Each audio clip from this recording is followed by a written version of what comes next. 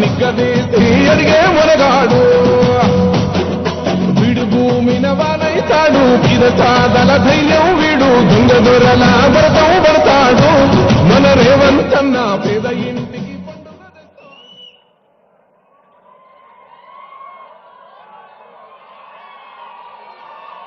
Osmania university యువమిత్రులందరికీ అంతర్జాతీయ మానవత్వ దినోత్సవ శుభాకాంక్షలు.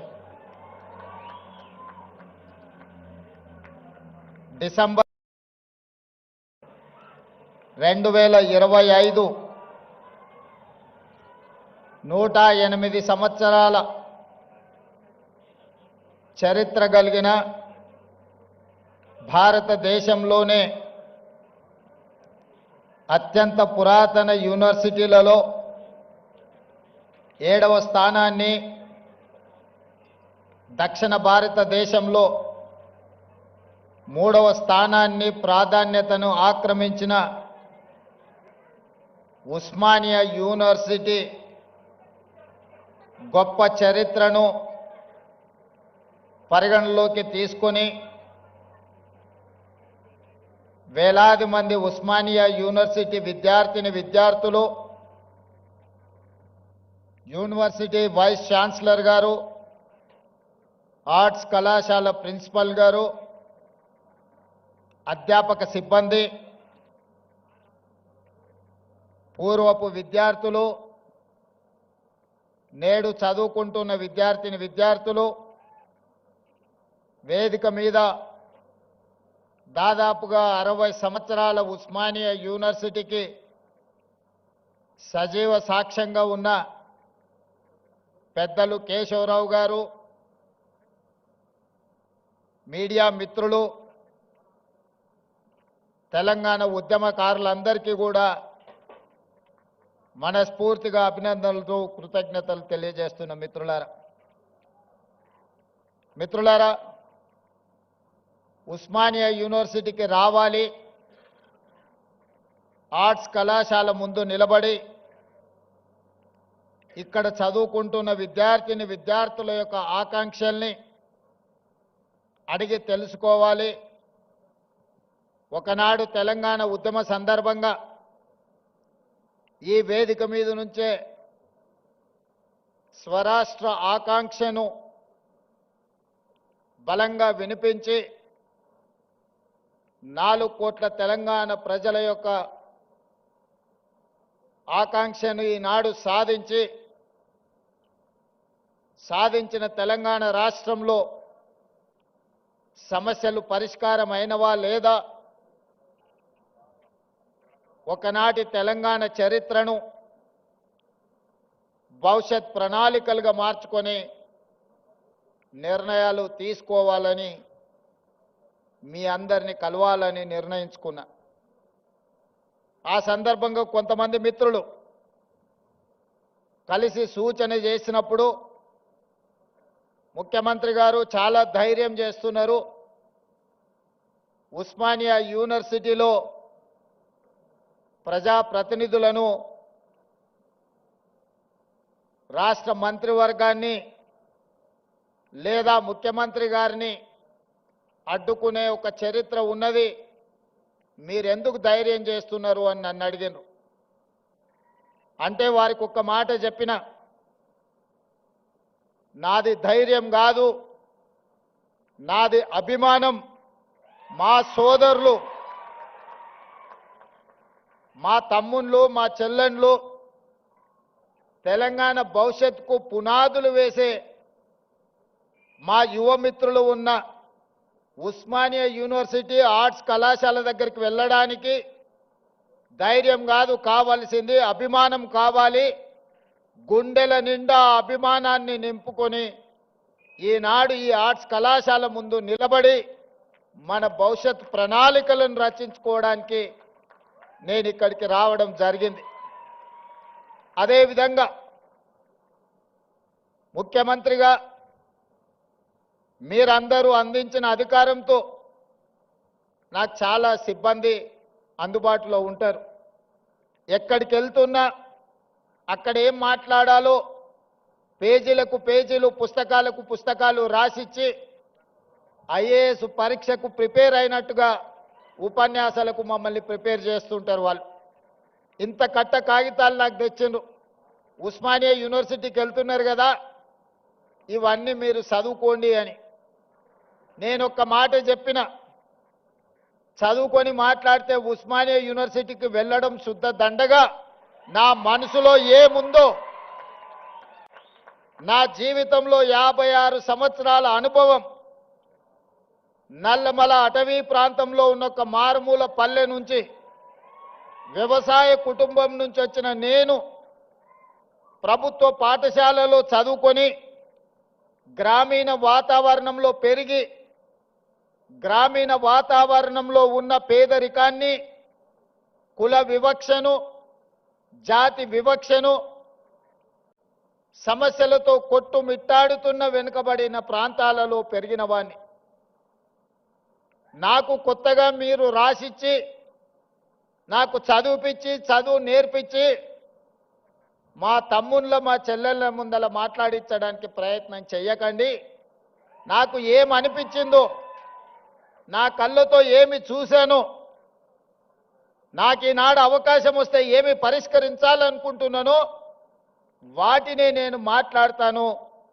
వాటి నుంచి విద్యార్థుల సూచనలు తీసుకొని తెలంగాణ మేధావుల యొక్క అనుభవాలను రంగరించి ఈ విశ్వవిద్యాలయాన్ని అంతర్జాతీయ ప్రమాణాలతో తీర్చిదిద్దాలని ఈనాడు ఒక మంచి సంకల్పంతోని, ఆలోచనతోని నేను ఇక్కడికి రావడం జరిగింది. మిత్రులారా, ఈ ప్రాంతానికి నేను నిన్న చెప్పిన, ఇవాళ కూడా నేను చెప్పదలుచుకున్నా. గ్లోబల్ సమ్మిట్ వేదిక మీద ప్రపంచ స్థాయి ప్రముఖులు అందరూ హాజరైన వేదిక మీద నుంచి నేను ఒక అంశాన్ని ప్రస్తావించిన. ఈ దేశంలో తెలంగాణ ప్రాంతానికి, ఈ భూమికి, ఈ గాలికి, నీరుకి ఒక చైతన్యం, ఒక పౌరుషం ఉన్నది. ఈ చైతన్యం, ఈ పౌరుషానికి చదువుతో సంబంధం లేదు. ఎవడైతే మన మీద ఆధిపత్యం చెలాయించాలనుకుంటాడో, మనల్ని అదిమిపెట్టి మన మీద తన ఆధిపత్యాన్ని నిరూపించాలని అనుకుంటాడో, అప్పుడు పోరాటం పుట్టుకొస్తుంది తెలంగాణ గడ్డ మీద నుంచి అని నేను చెప్పా. ఆనాడు దండకారణ్యంలో పుట్టిన కొమరం భీముడు పీజీలు, పిహెచ్డీలు చదవలేదు. సామాన్యుల గుండె చప్పుడుని అర్థం చేసుకున్నాడు. కొమరం భీముడు ఆనాడు జల్ జమీన్ జంగల్ అనే ఒక నినాదాన్ని ఆనాటి పాలకుల మీద, ఆధిపత్యం చెలాయించిన వాళ్ళ మీద ఉద్యమాన్ని ఊపిరిగా తీసుకొని, పోరాటాన్ని పునాదిగా వేసుకొని మర పిరంగులై పేలితే ఆనాటి పాలకులకు గజగజలాడినారు. అటవీ ప్రాంతంలో పుట్టిన అడవి బిడ్డ, ఆదివాసి బిడ్డ ఆధిపత్యాన్ని సహించలేదు అంటే ఈ నేలకున్న చరిత్ర ఎలాంటిదో నేను అంతర్జాతీయ ప్రముఖులకు చెప్పదలుచుకున్నా. ఆ తర్వాత నిజాములు, రజాకర్లు ఈ ప్రాంతం మీద ఆధిపత్యం చెలాయించడమే కాకుండా వారి రాచరికాన్ని నిలుపుకోవడానికి రాక్షస కృత్యాలకు పాల్పడుతూ ఈ తెలంగాణ ప్రజల మీద దాష్టికాన్ని ప్రదర్శించారు. ఆనాడు చదువుతో సంబంధం లేని దొరల గడీలలో వాళ్ళ పాదాల కిందతో నలిగిపోతున్న సందర్భంగా రైతులంతా ఏకమై సాయుధ రైతాంగ పోరాటాన్ని నిర్మించి భూమి కోసం, భుక్తి కోసం, విముక్తి కోసం ఆకాశమంత ఎత్తున ఉద్యమాన్ని చేపట్టిన చాకలి ఐలమ్మ, దొడ్డి కొమరయ్య ఇలాంటి పోరాట యోధులు మనుల కోసమో, మాణిక్యాల కోసమో, మక్తాల కోసమో, జమీన్ల కోసమో, జాగీర్దార్ భూముల కోసమో కొట్లాడాలి. వాళ్ళ మీద ఆధిపత్యం చెలాయిస్తున్న దొరల గడీల మీద పిరంగులై పేలి గడీలను నేలమట్టం చేసి మనకు ఒక స్వతంత్రాన్ని సిద్ధింపజేసిండ్రు. సాయుధ రైతాంగ పోరాటం అది. ఆ తర్వాత ఉమ్మడి రాష్ట్రంలో మంచి జరుగుతుందని, సామాజిక సమస్యలు పరిష్కారం అవుతాయని, తద్వారా మన జీవన ప్రమాణాలు పెరుగుతాయని 6 దశాబ్దాలు ఎదురు చూసినాం. ఆశించిన ఆకాంక్షలు, మన ఆలోచనలు నీరు గారిపోవడంతో ఇక పోరాటమే ఊపిరిగా, ఈ పోరాటం ద్వారా అయినా మన సమస్యలు శాశ్వతంగా పరిష్కారం కావాలి, ఇక దానికోసం నడుము బిగించాలని ఉస్మానియా కాకతీయ యూనివర్సిటీలో విద్యార్థులు నడుము బిగించారు. మొదటి దశ తెలంగాణ ఉద్యమం కావచ్చు, మలి దశ తెలంగాణ ఉద్యమం కావచ్చు. మొట్టమొదట దండకారణ్యంలో ఒక విప్లవం పుట్టే, రెండవసారి నల్గొండ లాంటి జిల్లాలలో, గ్రామాలలో భూమి కోసం, భుక్తి కోసం, విముక్తి కోసం పోరాటాలు పుట్టినాయి.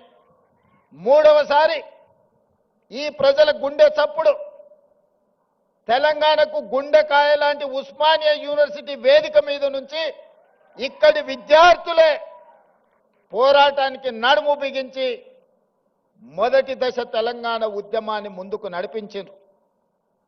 ఆనాడు తెలంగాణ ఉద్యమ సమస్య శాశ్వత పరిష్కారం జరగకపోవడం వల్ల వందలాది మంది ఈ యూనివర్సిటీలో చదువుకున్న విద్యార్థులు అడవి బాట పట్టిర్రు, నక్సల్ బరి ఉద్యమాలను నడిపించారు.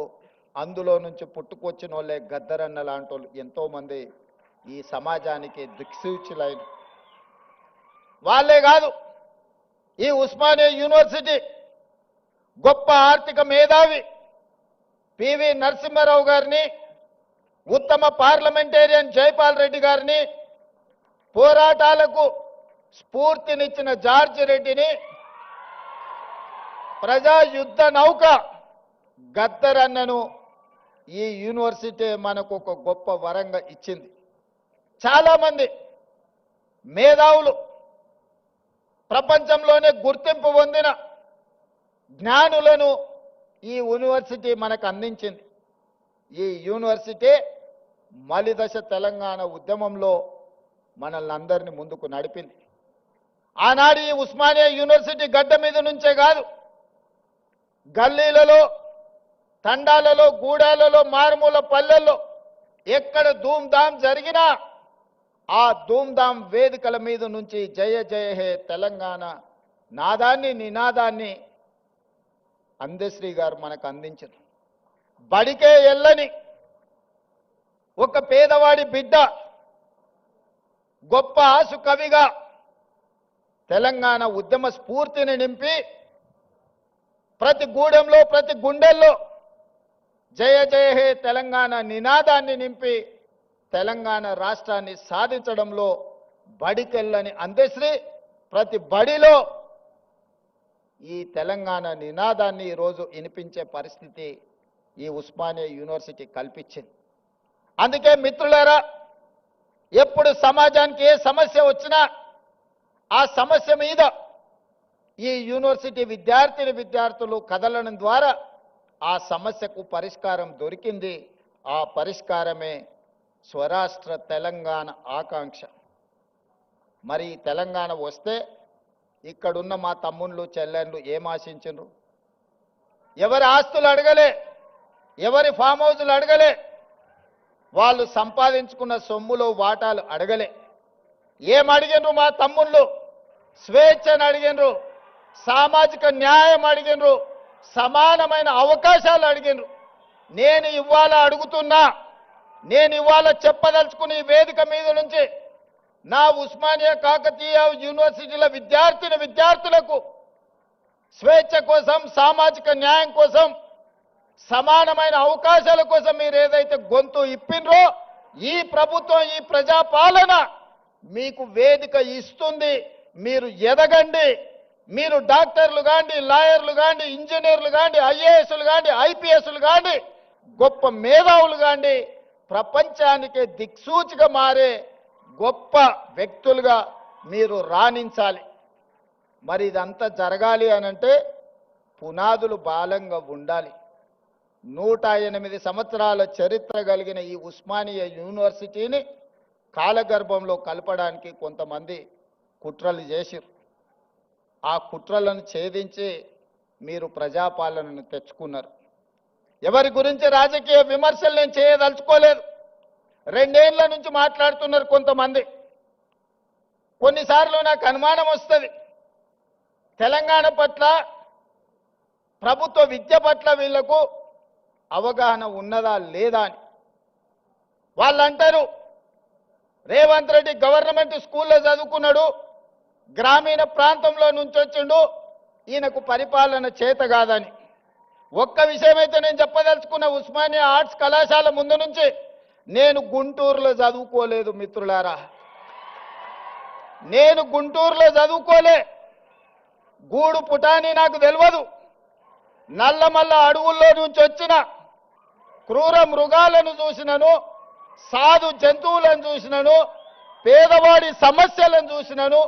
పుట్టినప్పటి నుంచి దళితులతోని, గిరిజనులతోని, బలహీన వర్గాలతోని, మైనారిటీలతోని కలిసిమెలిసి పెరిగిన వాళ్ళ సమస్యలు చూసిన. నాకు కొత్తగా అక్కర్లేదు.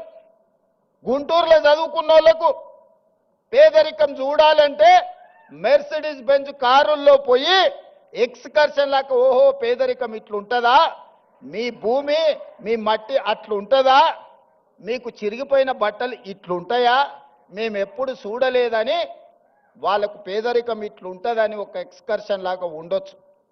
ఒకప్పుడు బ్రిటన్ ప్రైమ్ మినిస్టర్ని, ఇతర ప్రైమ్ మినిస్టర్లను ఈ రాష్ట్రానికి తెచ్చినప్పుడు మా పాలమూరు పేదరికాన్ని చూపించడానికి వాళ్ళని అక్కడికి తీసుకొచ్చేటోళ్ళు. ప్రదర్శనలో మా పేదరికాన్ని వాళ్ళ ముందర పెట్టేటోళ్ళు. చూడు మేము ఎంత వెనకబడి ఉన్నామో, మేము ఎట్లా అడుక్కొని తింటున్నామో, ఎట్లా వలసలు పోతున్నామో, మా మీద జాలి పడండి అని. ఆనాటి పాలకుల ఆలోచన అది. ఇతర దేశాలకు వెళ్ళి వచ్చినామని చెప్పుకునే వాళ్ళు మేము గుంటూరులో చదువుకున్నాం, మేము పూనాలో చదువుకున్నాం, మేము అమెరికాలో చదువుకున్నామని ఉపన్యాసాలు ఇవ్వడం ద్వారా సమాజానికి ఏం చెప్పదలుచుకున్నారో నాకు తెలియదు. కానీ నేను స్పష్టంగా గ్రామీణ ప్రాంతంలో వ్యవసాయ కుటుంబం నుంచి వచ్చిన నేను ప్రభుత్వ పాఠశాలలో నేను చదువుకున్నా, ప్రభుత్వ కళాశాలలో నేను చదువుకున్నా. నాకు భాష గొప్పగా రాకపోవచ్చు, కానీ ప్రజల యొక్క మనసును తెలుసుకునే విద్య నాకు వచ్చు. పేదవాడు ఏం అడుగుతాడు, ఏం ఆలోచన చేస్తాడు, పేదవాడు ప్రభుత్వం నుంచి ఏం ఆశిస్తాడు, ఒక చదువుకునే పిల్లవాడికి ఏమి కావాలి, ఆ పిల్లవాడు చదువుకుంటే ఈ సమాజానికి ఏ రకంగా ప్రయోజనం ఉంటుందనేది నాకు తెలుసు. అందుకే ఇవాళ ఎవరు వచ్చినా, ఎవరు ఎన్ని రకాల ప్రాధాన్యతలు ఇచ్చుకున్నా, మొట్టమొదటి ప్రధానమంత్రి పండిత్ జవహర్లాల్ నెహ్రూ గారు స్వతంత్రం వచ్చిన తర్వాత ప్రధానమంత్రిగా బాధ్యతలు చేపట్టేటప్పుడు మహాత్మా గాంధీ గారిని కలిసిండు. బాబూజీ, నేను ప్రధానమంత్రిగా బాధ్యత తీసుకుంటున్నా, మీరు నాకు ఇచ్చే సలహా ఏమిటి అని.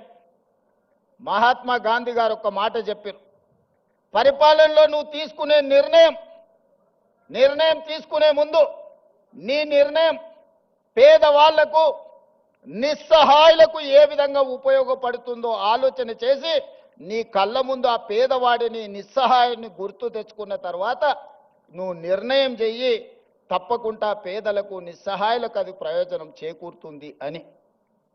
ఆ స్ఫూర్తి ఈనాడు మేము తలుసుకున్న మా ప్రభుత్వం తీసుకునే ఏ నిర్ణయమైనా పేదవాడికి ఏ విధంగా ఉపయోగపడబోతుందో, నిస్సహాయులకు ఏ విధంగా సహాయాన్ని అందించబోతుందో, నిలబడడానికి శక్తి లేని వాళ్ళను నిటారుగా సొంత కాళ్ళ మీద నిలబెట్టడానికి అవసరమైన ప్రణాళికల్ని మా ప్రభుత్వం, నా సహచర మంత్రివర్గంలో అందరం కలిసి ఈనాడు నిర్ణయం తీసుకుంటున్నాం. అందులో భాగంగానే ఉస్మానియా యూనివర్సిటీకి ఆగస్టులో వచ్చినప్పుడు నేను చెప్పిన, ఒక ఆయన సవాలు విసిరిండు, శాతనైతే ఆర్ట్స్ కాలేజ్ దగ్గర పోయిరా అని. నేను వాళ్ళలాగా దొంగను కాదు, ఫామ్ హౌజులు కట్టుకోలేదు, గడీల లాంటివి నిర్మించుకోలేదు. ఉన్నదేదో నాకున్నది, నా కష్టంతో నా శక్తితోని సమాజంలో గౌరవంతో ఇంత దూరం వచ్చిన ప్రజలు ఆశీర్వదించారు, ప్రజల అభిమానంతో గుండెల్లో పెట్టి చూసుకున్నారు. 2006న ఒక జిల్లా పరిషత్ మెంబర్గా రాజకీయాలలో చిన్న పదవిలో నా ప్రయాణం మొదలైంది.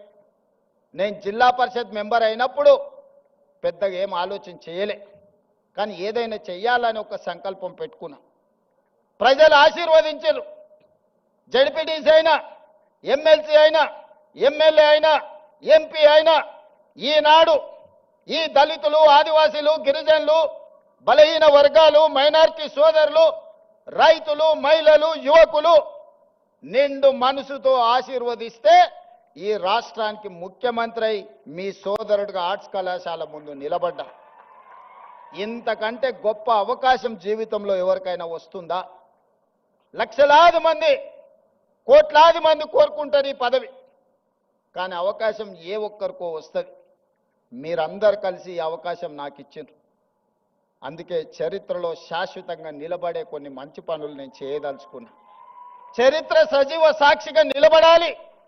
చాలా మంది 2 ఏళ్లలో నువ్వేం చేసినవయ్యా, మేం చూడు 10 ఎకరాలలో ముఖ్యమంత్రి బంగళా కట్టుకున్నాం, 25 ఎకరాలలో పాలించనికే సచివాలయం కట్టుకున్నాం.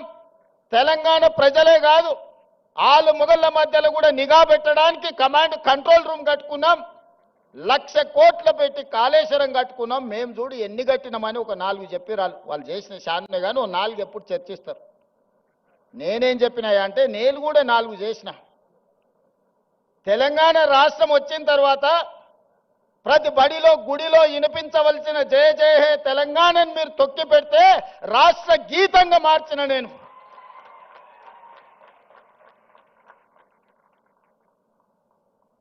ఆనాడు తెలుగు తల్లి ఎవడికి రా తల్లి, నాకు అన్నం పెట్టిందా, నా కడుపు నింపిందా, ఎవరికి కావాలిరా తెలుగు తల్లి అని ప్రగల్భాలు పలికిన గొప్ప మాటలు మాట్లాడిన వాళ్ళు 10 ఏళ్లలో ఈ సమాజానికి తెలంగాణ తల్లి ఎట్లుంటుందో బహుజనుల తెలంగాణ తల్లిని వాళ్ళు ఆవిష్కరించలేకపోయినారు. అందుకే దొరల గడీలలో పెరిగిన తెలంగాణ తల్లి కాదు, బహుజనులలో బస్తీలలో నుంచి వచ్చిన తెలంగాణ తల్లి నిండు మనసుతో దర్పం ఉట్టిపడేలా ఈ జాతికి తెలంగాణ తల్లిని అంకితం చేసి ప్రతి సంవత్సరం డిసెంబర్ 9 నాడు తెలంగాణ తల్లి అవతరణ ఉత్సవాలను జరుపుకునే సమస్యని మనం పరిష్కరించుకున్నాం. ఈనాడు మన కళ్ళ ముందు నిలువెత్తు తెలంగాణ తల్లి, బహుజనుల తెలంగాణ తల్లి ఈనాడు తెలంగాణ రాష్ట్రంలో మనం ఆవిష్కరించుకున్నాం. ఇదే కాదు, 30-40 ఏళ్ల నుంచి వర్గీకరణ మీద రగులుతూనే ఉంది. నీవురుగప్పిన నిప్పుల వర్గీకరణ సమస్య మన యూనివర్సిటీలలో, మన కళాశాలల్లో, మన గుండెల్లో, మన మనసుల్లో ఎప్పటికప్పుడు ఆ సమస్య రగులుతూనే ఉంది. ఆ సమస్య మా దళిత బిడ్డల మధ్యలో ఒక విభజన రేఖను గీత గీసింది. దేశంలో ఏ రాష్ట్రం కూడా ఈ సమస్యను పరిష్కరించడానికి ఆలోచన చేయలే. 2 వర్గాలుగా విడిపోయిన మా దళిత బిడ్డల్ని ఒక్క దగ్గర కూర్చోబెట్టాలంటే ఈ సమస్యకు శాశ్వత పరిష్కారం ఉండాలి అని మాదిగ ఉపకులాల వర్గీకరణ సమస్యను పరిష్కరించి ఈనాడు శాశ్వతంగా సమస్యకు ఒక పరిష్కారాన్ని చూపించి మా దళిత సోదరులందరూ ఒక్క దగ్గర కూర్చునే విధంగా ఎవరు ఎంతున్నారో వాళ్ళకంత ఇవ్వాలి అన్న ఆలోచన చేసి మొట్టమొదటి రాష్ట్రం తెలంగాణ రాష్ట్రం ఇవాళ వర్గీకరణ సమస్యను పరిష్కరించింది. ఇది సామాజిక సమస్యను మా ప్రభుత్వం పరిష్కరించింది. ఆనాడు తెల్ల దొరలు ఉన్నప్పుడు జనగణనలో కులగణన జరిగింది. 100 సంవత్సరాలు పూర్తి చేసుకున్నా ఈ దేశంలో బలహీన వర్గాల లెక్క తేల్చినోడే లేడు. చెయ్యాలన్న ఆలోచన చేసినా అది ముందుకు సాగలేదు. 100 ఏళ్ల సమస్యను మేము ఆలోచన చేసి socio economic, education, employment, political and caste survey పకడ్బందీగా చేసి 4 కోట్ల తెలంగాణ ప్రజలలో ఎవరు ఎంత మంది ఉన్నారో పక్కాగా లెక్క కట్టి వందేళ్ల సమస్యకు జనగణనలో కులగణన సమస్యను పరిష్కరించినాం. మనం చేయడం వల్ల కేంద్ర ప్రభుత్వం మీద ఇవాళ ఒత్తిడి వచ్చి 2026 సంవత్సరంలో జనగణనలో కులగణనను చేర్చాల్సిన పరిస్థితి ఈ దేశ ప్రధానమంత్రికి కల్పించి ఒక సామాజిక సమస్యకు శాశ్వత పరిష్కారాన్ని చూపించినాం. అంబేద్కర్ గారు చెప్పిండ్రు, రంగుల మేడలు అద్దాల మేడలు రంగుల గోడలంటే అభివృద్ధి కాదు, నిజమైన సంక్షేమం చివరి పేదవాడికి చేరినప్పుడే అభివృద్ధి జరిగినట్టని ఆ స్ఫూర్తిని తీసుకునే ఈనాడు మా పరిపాలన కొనసాగిస్తున్నాం. సమాజంలో ఉన్న రుగ్మతలను సామాజిక సమస్యల్ని శాశ్వత పరిష్కారం దిశగా ఈరోజు మేము ముందుకు వెళ్తున్నాం. దాంట్లో భాగంగానే విద్య ఒక్కటే. ఒకనాడు జామీందారుల దగ్గర జాగీర్దారుల దగ్గర వేలాది ఎకరాల భూములను దాదాపుగా 25 లక్షల ఎకరాల భూములను సేకరించి కాంగ్రెస్ పార్టీ అసైన్మెంట్ పట్టాల రూపంలో భూమి లేని నిరుపేదలైన దళితులకు గిరిజనులకు బలైన వర్గాలకు అసైన్మెంట్ భూములను ఇచ్చింది. ఇల్లు లేని వాళ్ళకి ఇళ్ళ పట్టాలు ఇచ్చింది. ఇల్లు కట్టుకునేటోళ్లకు ఇందిరమ్మ ఇళ్ళని ఇచ్చింది. చదువుకునేటోళ్లకు ప్రభుత్వ పాఠశాలలు ఏర్పాటు చేసింది. ఇవాళ ప్రభుత్వాల దగ్గర భూములు లేవు పంచడానికి, ఉన్నది ఉన్నట్టు కుండ బద్దలు కొట్టి నేను చెప్తున్నా. ఇవాళ వాళ్ళ పేపర్లో రాస్తున్నారు రేవంత్ రెడ్డి పంచడానికి భూములు లేవన్నాడు, చూసినావా ఆయన ఆలోచన ఎట్లుందో. నేను వాళ్ళని అడగదలుచుకున్నా, ప్రతి దళితునికి 3 ఎకరాలు ఇస్తున్నారు, 10 ఏళ్ళు ఉన్నారు, ఎవరికన్నా ఇచ్చిర్రా? మీరు 3000 ఎకరాల ఫామ్ హౌజులు కట్టుకున్నారు, కానీ ఏ దళిత బిడ్డ కన్నా 3 ఎకరాల భూమి ఇచ్చిర్రా? ఇది ఒకటే ప్రశ్న అడగదలుచుకున్నా. ఒక ఆయనకు ఎర్రవల్లిలు ఉంటుంది, ఇంకొక ఆయనకు జన్వాడలు ఉంటుంది, ఇంకొక ఆయనకు మోయినాబాద్ దగ్గర ఉంటుంది, వాళ్ళ ఆడబిడ్డకు శంకర్పల్లి దగ్గర ఉంటుంది. 100 ఎకరాల ఫామ్ హౌజులు అయితే మీకు వచ్చినాయి, కానీ మా దళితులకు 3 ఎకరాల భూమి వచ్చిందా? సూటి ప్రశ్న, ఇంతకంటే ఎక్కువ నేను విమర్శించదలుచుకోలే. అందుకే నేను ఒకటే చెప్పిన, మనం మేము చేసిన సిపెక్ సర్వేలో ఒక కొత్త అంశం బయటపడ్డది. వెనుకబాటుతనం గురించి ఒక ప్రశ్న ఉన్నది. వెనుకబాటుతనంలో మాకు వచ్చిన ఫీడ్బ్యాక్ ఏంటంటే, భూములు ఉన్న వాళ్ళు కూడా వెనుకబాటుతనంతో ఉన్నారు. 20 ఎకరాలు 30 ఎకరాల భూమి ఉన్న ఆసామి కూడా వెనుకబాటుతనంతో బాధపడుతున్నాడు. నేను అడిగిన, అరే 20 ఎకరాలు 30 ఎకరాలు తెలంగాణలో అంటే ఏ మూలకు పోయినా 30-40 లక్షలకి ఎకరం భూమి కదా, 10-20 కోట్ల ఆస్తుంటే వీళ్ళని ఎట్లా వెనుకబాటుతనం అంటావు అని అంటే, మా సర్వే రిపోర్ట్ ఏం చెప్పిందంటే, చదువు లేకపోవడం వల్ల వాళ్ళు వెనుకబాటుతనాన్ని అనుభవిస్తున్నారు. భూమి కాదు సమస్య, ఆ కుటుంబంలో చదువుకోకపోవడం వల్ల, ఆ కుటుంబంలో ఎవరికి చదువు లేకపోవడం వల్ల వాళ్ళు వెనుకబాటుతనంతో ఉన్నారు. వాళ్ళు పేదరికంలో లేరు, కానీ వెనుకబాటుతనంలో ఉన్నారు. పేదరికం వేరు, వెనుకబాటుతనం వేరు. భూమి లేకపోవడం పేదరికం కావచ్చు, ఇల్లు లేకపోవడం పేదరికం కావచ్చు, చదువు లేకపోవడం వెనుకబాటుతనము. చదువు ఉంటే ముందడిగేస్తారు. ఇవాళ మీ బిడ్డలే మా కాసిం, భూమి ఎంతుందో నాకు తెలియదు, ప్రొఫెసర్ కాసిం అయి ఆర్ట్స్ కాలేజ్కి ప్రిన్సిపాల్ అయ్యింది. ఇక్కడ ఉన్న కుమార్ ఉండొచ్చు, ఆ వెనకాల ఉన్న గంట చక్రపాణి గారు ఉండొచ్చు. వీళ్ళందరూ ఇవాళ చదువుకున్నారు కాబట్టే ఈరోజు సమాజంలో ఒక గుర్తింపు గౌరవంతో పాటు వెనుకబాటుతనం అనే పదమే వాళ్ళ దరిదాపుల్లో రాకుండా ఉన్నది. అందుకే వాటిని గుర్తించిన, ఆలోచన చేసిన, ఈ సమాజంలో వివక్ష నుంచి బయటికి తీసుకురావాలి.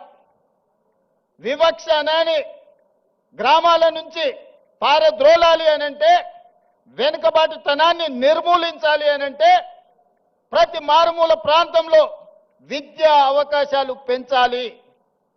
ఆనాడు పండిత్ జవహర్లాల్ నెహ్రూ గారు ఎడ్యుకేషన్ ఇరిగేషన్ ప్రాధాన్యత ఉంటే, ఈనాడు అదనంగా కమ్యూనికేషన్ కూడా మనం యాడ్ చేసినాం. సోనియా గాంధీ గారు రైట్ టు ఎడ్యుకేషన్ యాక్ట్ తీసుకొచ్చారు. నేను ఇవాళ టీచింగ్ స్టాఫ్ ఇక్కడ ఉన్న మిత్రులందరికీ నా మనసులో ఉన్న ఆవేదనను నేను మీకు చెప్పదలుచుకున్నా. 1,25,000 మంది టీచర్లు ఉన్నారు. ఇవాళ 25 లక్షల పైగా పాఠశాలలు ఉన్నాయి తెలంగాణలో ప్రభుత్వాన్ని. ఆ పాఠశాలల్లో 18 లక్షల మంది విద్యార్థులు చదువుకుంటారు. కానీ ప్రైవేట్లో 11 లక్షల పాఠశాలలే ఉంటే, 11,000 పాఠశాలలే ఉంటే 33 లక్షల మంది విద్యార్థులు చదువుకుంటున్నారు. మరి ఎంఏ బిఎడ్ చదువుకున్న ప్రభుత్వ పాఠశాలల్లో టీచర్లుండి 25,000 పైగా పాఠశాలలుంటే ప్రభుత్వ పాఠశాలలో ఎందుకు విద్యార్థులు తక్కువ ఉన్నారు? టీచర్లు ఉన్న దగ్గర పిల్లలు లేరు, పిల్లలు ఉన్న దగ్గర టీచర్లు లేరు. ఇట్లాంటి సమస్యలు ఎందుకు వస్తున్నాయి అని మేము చూసినాం. విద్య అందుబాటులో ఉంది, కానీ నాణ్యమైన విద్య లేదు. ఈరోజు సమాజానికి విద్య సమస్య కాదు, నాణ్యమైన విద్య సమస్య. ఇవాళ ఇంజనీర్లకు కొదవలేదు, సర్టిఫికెట్లు ఉన్న ఇంజనీర్లు ఉన్నారు, కానీ వాళ్ళకు అవసరమైన నైపుణ్యం లేదు. అందుకే క్వాలిటీ ఎడ్యుకేషన్ స్కిల్స్ ఇవాళ విద్యార్థులకు ఇవ్వాలి అని నాణ్యమైన విద్య కోసం, సాంకేతిక నైపుణ్యం కోసం ఈరోజు మనము కష్టపడాల్సిన అవసరం ఉన్నది. ఇక్కడున్న టీచింగ్ స్టాఫ్నైనా, ఇక్కడున్న పరిపాలకులైనా నా సూచన ఒక్కటే, విద్య ఒక్కటే మన జీవితాలలో మార్పు తెస్తుంది. విద్య ఒక్కటే మన జీవితాలలో వెలుగును తెస్తుంది. విద్య ఒక్కటే మనల్ని వెనుకబాటుతనాన్ని నుంచి బయటికి తీసుకొస్తుంది. విద్య ఒక్కటే మన ఆత్మ గౌరవాన్ని పెంచుతుంది. విద్య ఒక్కటే మన తల్లిదండ్రుల కళ్ళలో ఆనందాన్ని, వెలుగులను నింపుతుంది. ఆ విద్య, నాణ్యమైన విద్య, సాంకేతిక నైపుణ్యంతో కూడుకున్న, శిక్షణతో కూడుకున్న సాంకేతిక నైపుణ్యాన్ని ఇవ్వాలనుకున్నాం. కుల వివక్షను తొలగించాలి అనంటే ఎస్సీ హాస్టల్ ఒక దగ్గర, ఎస్టీ హాస్టల్ ఇంకొక దగ్గర, మైనారిటీ హాస్టల్, బీసీ హాస్టల్ వేరే వేరే ఊరు బయట కట్టిన తర్వాత ఆ ఎస్సీ హాస్టల్లో చదువుకున్న యువకుడి మైండ్లో ఏముంటుందో ఒక్కసారి ఆలోచన చేయండి. మేము ఎస్సీలం, దళితులం కాబట్టే కదా ఊరు బయట మాకు బడి పెట్టిరని అనుకుంటున్నాం. మేము ఆదివాసులం, గిరిజనులం కాబట్టే కదా ఇసిరేసినట్టు మమ్మల్ని ఎక్కడనో పెట్టినరు అనుకుంటున్నారు. బీసీలు, మైనారిటీలు కూడా అదే ఆలోచన. అందుకే ఈ వివక్ష పోవాలి, మనందరం మనుషులుగా కలిసి ఉండాలి, మనలో మానవత్వము నిండాలి అని అంటే వీటిని తొలగించాలి, కులం అనే అడ్డుగోడల్ని తొలగించాలి. అందుకే young India integrated residential schools SC, ST, BC, minority, upper caste అందరూ కలిసి చదువుకునే విధంగా 100 నియోజకవర్గాలలో each residential school in 25 acres campus 200 కోట్ల రూపాయలు ఒక్కొక్క పాఠశాలకి ఇచ్చి ఈ కులం అనే అడ్డుగోడల్ని తొలగించి అందరు కలిసి కట్టుగా 2,500 నుంచి 3,000 మంది స్టూడెంట్స్ ఒక్కొక్క పాఠశాలల్లో దాదాపుగా 100 నియోజకవర్గాలలో 2.5 నుంచి 3 లక్షల మంది విద్యార్థులు ఒక్క దగ్గర కలిసి చదువుకునే విధంగా ఈరోజు ఆ వివక్షను తొలగించడానికి యంగ్ ఇండియా ఇంటిగ్రేటెడ్ రెసిడెన్షియల్ స్కూళ్ళని మనం ప్రారంభించుకున్నాం. ఈ పేరు ఎక్కడి నుంచి అని మీరు అనుకోవచ్చు. యంగ్ ఇండియా ఈ పేరు నాది కాదు, ఈ పేటెంట్ రైట్ మహాత్మా గాంధీ. దేశ స్వతంత్రం కోసం 1921 నుంచి 1931 వరకు దేశ స్వతంత్ర ఉద్యమాన్ని ఉవ్వెత్తున తీసుకెళ్లాలి, ప్రజలకు సమాచారాన్ని చేరవేయాలని ఆనాడు మహాత్మా గాంధీ గారు ఒక పత్రిక నడిపారు. ఆ పత్రిక పేరే యంగ్ ఇండియా. ఆ యంగ్ ఇండియా స్ఫూర్తితోనే మహాత్మా గాంధీ గారు ఇచ్చిన సందేశంతో ఈరోజు యంగ్ ఇండియా ఇంటిగ్రేటెడ్ రెసిడెన్షియల్ స్కూల్స్ని మనం స్టార్ట్ చేసుకున్నాం. ఇదే కాదు, స్కిల్స్. అందుకే యంగ్ ఇండియా ఇంటిగ్రేటెడ్ స్కిల్ యూనివర్సిటీని మనం మొదలు పెట్టుకున్నాం. మీకు ఉస్మానియా ఉంది, కాకతీయ ఉంది, పాలమూరు ఉంది, మహాత్మా గాంధీ ఉంది, ఇట్లా చెప్పుకుంటూ పోతే సెంట్రల్ చాలా యూనివర్సిటీలు ఉన్నాయి. ఈ యూనివర్సిటీలలో విద్య బోధిస్తున్నాం. అవసరమైన సాంకేతిక నైపుణ్యాన్ని బోధించడానికి ఒక యూనివర్సిటీ ఉండాలని ఆలోచన చేసి యంగ్ ఇండియా స్కిల్స్ యూనివర్సిటీని దేశంలోనే మొట్టమొదటిసారి పబ్లిక్ ప్రైవేట్ పార్ట్నర్షిప్లో Anand Mahindra, Apollo hospitals, Reddy labs, లేకపోతే ఇట్లాంటి ఎంతో మంది నిష్ణాతులు, ఒక దేవయ్య గారు డాక్టర్గా వరంగల్ దళితుడు ఈరోజు అమెరికాలో ఎంత ఉన్నత స్థానానికంటే అతని ఆస్తి, అతని పిల్లల ఆస్తి లెక్కేస్తే ఒక 4-5 లక్షల కోట్ల రూపాయల ఆస్తి ఉండొచ్చు. ఒక వరంగల్లో పుట్టిన దళిత బిడ్డ దేవయ్య ఈరోజు యంగ్ ఇండియా స్కిల్స్ యూనివర్సిటీలో బోర్డ్ ఆఫ్ డైరెక్టర్. ఎందుకంటే వాళ్ళ నుంచి మీకు ఇన్స్పిరేషన్ రావాలి. వాళ్ళు మీ మంచి భవిష్యత్తు కోసం ప్రతి సంవత్సరం 1,10,000 మంది ఇంజనీరింగ్ గ్రాడ్యుయేట్స్ తెలంగాణ రాష్ట్రం నుంచి పాస్ అవుతారు. వాళ్ళ తల్లిదండ్రులు గ్రామాలలో ఉండే, అయ్యా మా పిల్లగాడు ఇంజనీరింగ్ చదువుకున్నాడు, పెద్ద నౌకరీ అయ్యా, నువ్వు ముఖ్యమంత్రి అని వస్తుంటారు కొడంగల్ నుంచి. వాడిని పిలిచి అప్లికేషన్ పెట్టుకోరంటే వానికి రాయనీకి వస్తలేదు. వేరే పని చేసేటోనికి పని ఇప్పించుడు నాకు అలకగా ఉన్నది. ఇంజనీరింగ్ చదివిండి అంటే ఇప్పించుడు చాలా కష్టంగా ఉన్నది. ఇది నేను కొంచెం బాధతో చెప్తున్నా. సర్టిఫికెట్ అయితే వచ్చింది కానీ సాంకేతిక నైపుణ్యం లేదు. అందుకే యంగ్ ఇండియా స్కిల్స్ యూనివర్సిటీ ప్రారంభించి ఆ పిల్లలకు శిక్షణ నైపుణ్యాన్ని ఇచ్చి వాళ్ళని ప్రయోజకులను చెయ్యాలి. ఈరోజు సమాజంలో డిమాండ్ ఉంది కానీ సప్లైలో ఉన్నారు కానీ సమానమైన నైపుణ్యం లేదు. అందుకే యంగ్ ఇండియా స్కిల్స్ యూనివర్సిటీని ప్రారంభించినాం. ఒలింపిక్స్లో మీరు చూస్తున్నారు, చిన్న చిన్న దేశాలు ఎన్నెన్నో గోల్డ్ మెడల్స్ తెస్తున్నాయి. మన దేశానికి ఎప్పుడు అందులోకి పోయేటానికి కూడా వస్తలేదు. టీవీ కాడ చూసి సప్పట్లు కొట్టే సినిమాలో నేను చూసిన సునీల్ గవాస్కర్, సచిన్ టెండూల్కర్, గచ్చిబౌలి దివాకర్ అని బ్రహ్మానందం డ్రెస్ వేసుకొని కూర్చుంటాడు. చెప్తుంటాడు సునీల్ గవాస్కర్, సచిన్ టెండూల్కర్ నన్ను తొక్కేసిండ్రు, అందుకే నేను ఇక్కడ డ్రెస్ వేసుకొని క్రికెట్ ఆడతానని టీవీ ముందర అందరిని కూర్చోబెట్టి డ్రెస్ వేసుకొని అందరికీ గొప్పలు చెప్పుకుంటుంటాడు. నేను కూడా గచ్చిబౌలి దివాకర్నని. అట్లనే మన స్కిల్స్ విషయంలో కూడా మన నేతలు మాట్లాడుతుంటారు ఇక వచ్చే గోల్డ్ మెడల్స్ అని. అయిపోయినాక ఒక్కడు కనిపిస్తలేడు. అందుకే 2036లో ఒలింపిక్స్లో గోల్డ్ మెడల్స్ సాధించాలి అంటే మన నైపుణ్యంతో కూడుకునే చిన్న పిల్లల్ని 10 ఏళ్ళు 11 ఏళ్ళు ఉన్నప్పుడే వాళ్ళ యొక్క నైపుణ్యాన్ని గుర్తించి మట్టిలో మాణిక్యాలను వెలికి తీయాలి. 10-12 ఏళ్ళు శిక్షణ ఇస్తే కానీ ఒలింపిక్స్లో ఒక గోల్డ్ మెడల్ సాధించలేడు. అందుకే వాటి కోసం ఈనాడు యంగ్ ఇండియా స్పోర్ట్స్ యూనివర్సిటీని మనం ప్రారంభించుకున్నాం. దీంట్లో గొప్ప గొప్ప క్రీడాకారులను తీసుకున్నాం. ఈరోజు అభినవ్ బింద్రా, అదేవిధంగా Kapil Dev, football all India captain, ఇట్లాంటి వాళ్ళందరూ ఆ స్పోర్ట్స్ బోర్డులో ఉన్నారు. Ravikant Reddy India volleyball captain, Arjun award మన తెలంగాణ బిడ్డ కూడా అందులో ఉన్నారు. మరి వాళ్ళకు అవసరమైన పెట్టుబడులు పెట్టడానికి కావ్య మారన్, అపోలో బోర్డు సంబంధించిన వాళ్ళు వీళ్ళందరినీ కూడా వాళ్ళకు అవసరమైన ఆర్థికంగా ఆదుకోవడానికి పెద్ద పెద్ద వాళ్ళని ఈరోజు ఒక స్పోర్ట్స్ యూనివర్సిటీని ఈరోజు ప్రారంభించుకున్నాం. తొందరలోనే 10-12 ఏళ్ళు ఎస్సీ ఎస్టీ బీసీ రెసిడెన్షియల్ స్కూళ్ళలో చదువుకునే పిల్లల్లో ఉండే క్రీడా నైపుణ్యాన్ని గుర్తించి వాళ్ళని తీసుకొచ్చి యూనివర్సిటీలో శిక్షణ ఇచ్చి 2036లో తెలంగాణ నుంచి ఒలింపిక్స్లో గోల్డ్ మెడల్ సాధించడానికి ఈరోజు ప్రణాళికలు సిద్ధం చేస్తున్నాం. ఇవన్నీ తెలంగాణలో ఉన్న వెనుకబడిన వర్గాల కోసం, పేదరికంలో మగ్గిపోతున్న మా మిత్రుల కోసం ఆలోచన చేస్తున్నాం. డబ్బులు ఉన్న వాళ్ళు ఎక్కడికైనా పోయి చదువుకుంటారు. వాళ్ళు స్టాన్ఫర్డ్, ఆక్స్ఫర్డ్, లండన్ ఎకనామిక్స్, ఎక్కడికైనా స్కూల్ ఆఫ్ ఎకనామిక్స్లో ఎక్కడో పోయి చదువుకుంటారు. వాళ్ళ గురించి నేను ఆలోచన చేయాల్సిన పని లేదు.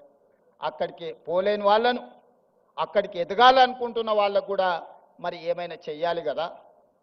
అందులో భాగంగానే మిత్రులారా ఈ ఉస్మానియా యూనివర్సిటీని వేదిక చేసుకోదలుచుకున్నా. 1000 కోట్లు అనేది పెద్ద విషయం కాదు. నేను డబ్బుల రూపంలో చూడట్లేదు, ఖర్చు రూపంలో చూడడం లేదు. ఇది నా భవిష్యత్ తరాల కోసం పెట్టుబడిగా చూస్తున్నా. ఈ పెట్టుబడి ఈరోజు రాష్ట్ర ప్రభుత్వం ఈరోజు ఇంతకుముందే గచ్చిబౌలిలో టీ హబ్లో ఈరోజు మనం గూగుల్తో ఒక జాయింట్ వెంచర్ స్టార్టప్స్ కోసం ప్రారంభించుకున్నాం. కొత్తగా పరిశోధనలు చేసే వాళ్లకు ఆర్థిక సహాయాన్ని అందించాలి. వాళ్ళకి తెలివి ఉంది, సాంకేతిక నైపుణ్యం ఉంది, వాళ్లకు చెయ్యాలనే ఆతృత ఉన్నది. కానీ ఆర్థికంగా ప్రయోగాలు చేయడానికి ఒక్క రూపాయి లేదు. తల్లిదండ్రులు కూలీనాలి పనులు చేసుకునే పేదవాళ్ళు ఉన్నారు. వాళ్ళ పిల్లల కోసం ఇవాళ స్టార్టప్ ఫండ్ ఇప్పుడు అక్కడి నుంచో ఇక్కడికి వచ్చిన 1000 కోట్లు ఈరోజు పరిశోధన చేసే తెలంగాణ యువతకు అందించాలని అక్కడ ఒక గొప్ప ఆఫీస్ పెట్టి ఆ పిల్లలకు అక్కడ ప్లేస్ ఇవ్వండి, వాళ్ళ పరిశోధనలకు డబ్బులు ఇవ్వండి. ఒకప్పుడు గూగుల్ కూడా 2 విద్యార్థులు ఒక కార్ షెడ్లో మొదలు పెడితే ఇవాళ గూగుల్ అయింది. టెస్లా, ఇలాన్ మస్క్ ఒక చిన్న పరిశోధన చేస్తే ఇలాన్ మస్క్ అయింది. ఇట్లా చాలా కంపెనీలు ప్రపంచంలో స్టార్టప్స్గా మారి మొదట్లో చదువుకున్న విద్యార్థులు చిన్న ప్రయోగం చేస్తే ఆ ప్రయోగంలో వాళ్ళు విజయం సాధిస్తే ఈరోజు ప్రపంచంలోనే ఆగర్భ శ్రీమంతులైనరు. అందుకే ఇవాళ తెలంగాణ ప్రాంతంలో ఉన్న నైపుణ్యాన్ని వెలికి తీయాలని 1000 కోట్ల కార్పస్ ఫండ్ ఈరోజు ప్రభుత్వ పరంగా నేను కేటాయించి మా తెలంగాణ పిల్లలు పరిశోధన చేస్తే ఒక్క రూపాయి కూడా పరిశోధనలో ఇబ్బంది పడద్దు, వాళ్ళు రాణించాలి, వాళ్ళు బిలియనీర్స్ కావాలి, గ్రామీణ ప్రాంతంలో నుంచి ప్రపంచంతో పోటీ పడాలని 1000 కోట్లు అక్కడ కూడా పరిశోధనల కోసం కేటాయించి ఇంకొక 1000 కోట్లు జీవో తీసుకొని ఈరోజు ఉస్మానియా యూనివర్సిటీకి వచ్చిన. ఉత్త చేతులతో రానని ఆనాడే చెప్పిన.